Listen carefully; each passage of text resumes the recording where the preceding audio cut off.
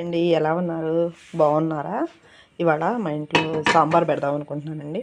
దానికి అరషాడు గ్లాస్ పప్పు తీసుకొని 2 గ్లాసులు వాటర్ పోసి కుక్కర్లో ఉడకబెట్టుకొని మిక్సీకి వేసుకున్నానండి పప్పు. ఇప్పుడు చారు ఎలా పెట్టాలో చూద్దాం. దీంట్లో కొంచెం పప్పు వేస్తున్నాను, మొత్తం వేయట్లేదండి, కొంచెం ముక్కలు ఉడకడానికి కొద్దిగా వేస్తున్నాను.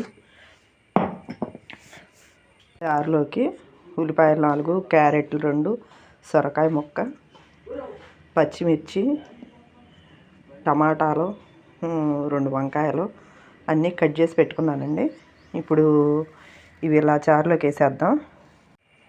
టైం లేక కుక్కర్లో ఉడకబెడుతున్నానండి, లేకపోతే వేరే గిన్నెలో వేసి కొంచెం నూనె, ఉప్పు, కారం, పప్పు, చింతపండు పులుసు అన్నీ వేసి గిన్నెలో ఉడకబెట్టేసుకుని తర్వాత తిరగమాత వేసుకోవచ్చు. నాకు కొంచెం పని ఎక్కువగా ఉంది, అందుకని కుక్కర్లోనే పెట్టేస్తున్నా. ఒక విజిల్ వస్తే సరిపోయిందండి. మొక్కలన్నీ ఇలా కుక్కర్లో వేసేసుకుందాము. ఇప్పుడు ఆ మొక్కలో సరిపడా ఉప్పు, సాంబార్ కారం కొంచెం,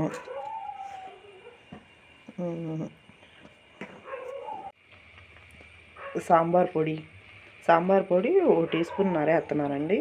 ఎందుకంటే మాకు 15 మంది దాకన్నా అలా చారు కావాలి, అందుకని మొక్కలు అవన్నీ ఎక్కువ వేసేసాను. ఇది 5 లీటర్ కుక్కర్స్ అండి. దీంట్లో కొంచెం నీళ్లు పోసి ఇవి ముక్కలన్నీ వేసి కొంచెం ఉప్పు వేసి ఉడకబెడతాను. మాత్రం మళ్ళీ తతిమ పప్పు అవన్నీ వేస్తాను. అందుకని 1 స్పూన్ సాంబార్ పొడి వేసానండి. మళ్ళీ ఆనకాయలు తిరమా తీసుకునేటప్పుడు 1 స్పూన్ వేస్తాను. అలాగే కొంచెం చింతపండు పులుసు.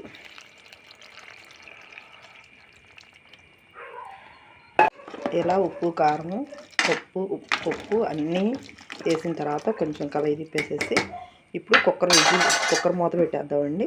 మూత పెట్టేసి 1 విజిల్ రాంగ్లోనే వెంటనే ఆవిరంతా తీసేసి తిరగమాత వేసుకోవాలి. సాంబార్ 1 విజిల్ వచ్చినాయండి. ఆవిరి పోనిచ్చి ఇలా మూత తీసి పెట్టుకున్నాం. ముక్కలన్నీ ఉడికినాయి. అలాగే పొయ్యికి ఇచ్చి 1 గిన్నె పెట్టుకున్నానండి.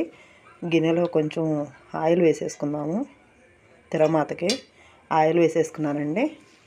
ఏమండి, మర్చిపోయాను, మీషోలో నూనె బాటిల్ తీసుకున్నానండి. 2 బాటిల్స్ వచ్చేసేసి 187 రూపాయలు ఏమో పడిందండి.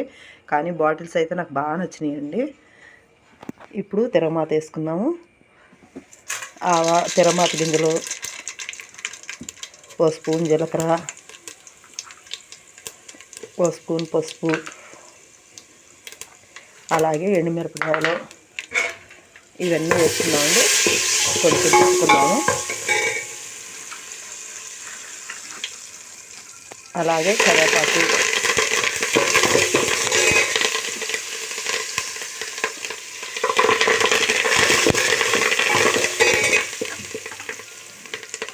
ఇప్పుడు ఈ సాంబార్ పప్పు వేసుకున్నామండి.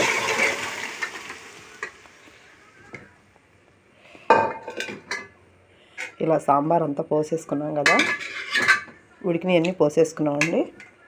ఇప్పుడు మనం ముందే వేసి పెట్టుకున్నాం కదా పప్పు, అది ఇంకా ఉందండి. అది ఇప్పుడు దీంట్లో వేసేసేద్దాము. ఇలా పప్పు వేసేసుకున్నాం కదండి, జారు కొంచెం తొలిపేసేసి వాటర్ పోసుకున్నాము. మనకి చారుకి సరిపడా వాటర్ పోసుకోవాలి కదండి, అందుకని ఇప్పుడు కొంచెం తిప్పి చూస్తున్నాము చిక్కగా ఉన్నాయా పలసగా ఉన్నాయా అని. మరి చిక్కగా లేకుండా మరీ పలసగా లేకుండా మీడియం సరిపోయినాయండి. ఇప్పుడు మనం ముక్కలు ఉడకటానికి కదండి ఇందాక వేసింది. ఇప్పుడు పులుసు సరిపోనేద్దాం. 2 టేబుల్ స్పూన్లు ఉప్పు అండి, రాళ్ళుప్పు.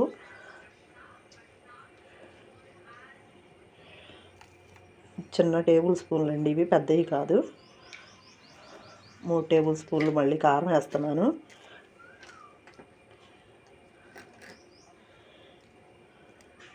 రెండు టీ స్పూన్లు సాంబార్ పొడి పౌడరు,